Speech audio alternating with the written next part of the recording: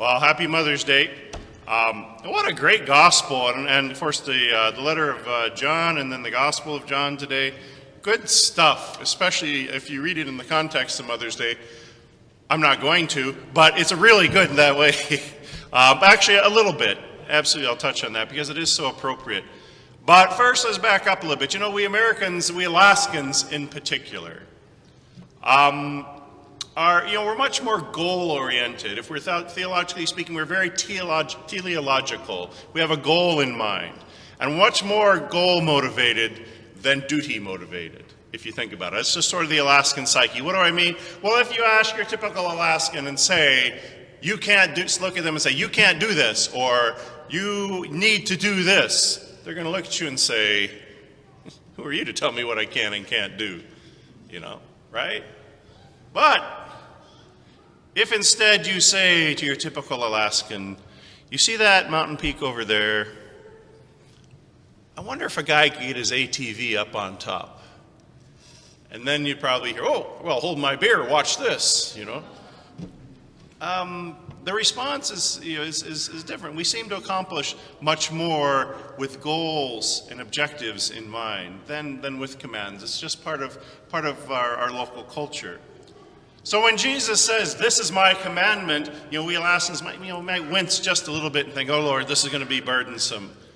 That is until we hear what his commandment actually is. Love one another as I have loved you.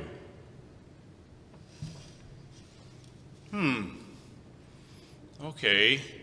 At first that sounds really simple, really easy, but if you think about it, it's much more involved than we think and much more expensive than we could ever imagine. If he had simply said, okay, I need you to do A and B and C, and that is my commandment, and your joy will be complete. We could do that. You get a laundry list, you check it off, you're good to go, right? It's nice, clean. We'd have some precision, we'd have some clarity. Instead, this commandment to love one another is open-ended. I mean, when does it stop? When do you stop loving the other person? When do you stop loving the other? It's not something you can simply do and check off your list. I mean, who has ever said to a spouse or a close friend, okay, I've loved you enough, we're good to go, right? See how far you get with that. Or guys, try this, it's even better.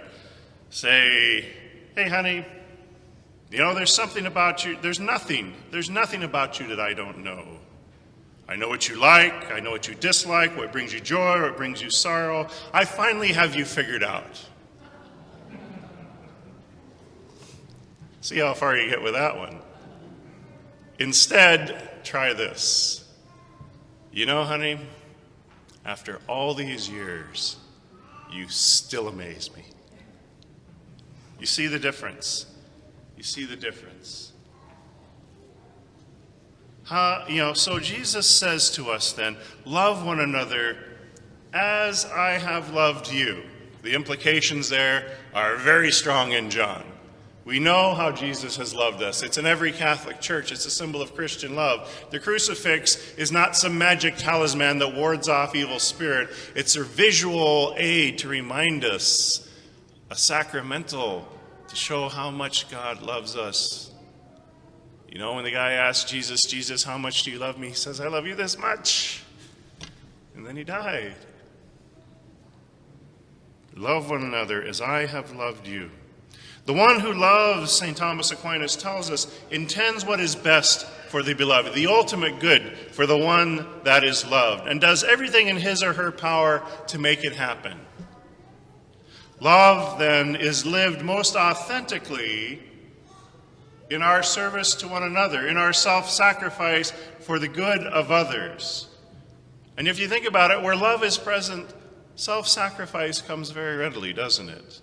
To lay down one's life for another, often daily, is the root of our joy and makes our joy complete. Christ is not asking us to do anything that he has not already done himself and continues to do for us. Think about that. When our love for one another is joined to and reflects the love of Christ to that part of the world around us, remember, you don't have to change the whole world, but you should. you should have an impact on that part of the world with which you will come into contact today. When our love for one another is joined to and reflects the love of God to that part of the world around us, his joy is in us, and our joy is complete and overflows to others. Now, we don't have to look far for examples of this. I mean, this weekend we celebrate Mother's Day. There are many young mothers now eating burnt toast, crispy, really crispy bacon, undercooked eggs, and smiling as we are praying for them now.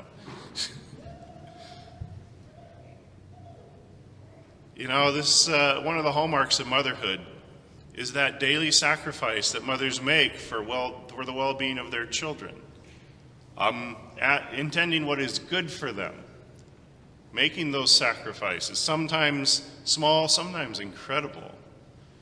And we see in the day in and day out of a mother's love that where love is present, sacrifice comes very readily. So how fitting that we pause this weekend to thank our mothers for the love and the self-sacrifice they made for us throughout their lives.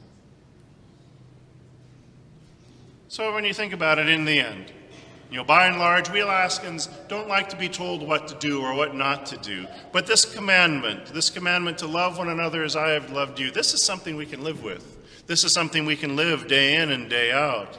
So let us then look to the cross. That great representation, that symbol of Christian love that conquers, transcends everything, gives everything, transforms everything, even us, you and me. And let us love one another as Christ has loved us. And therein find the source of our joy, so that our joy and the joy of those around us might be complete.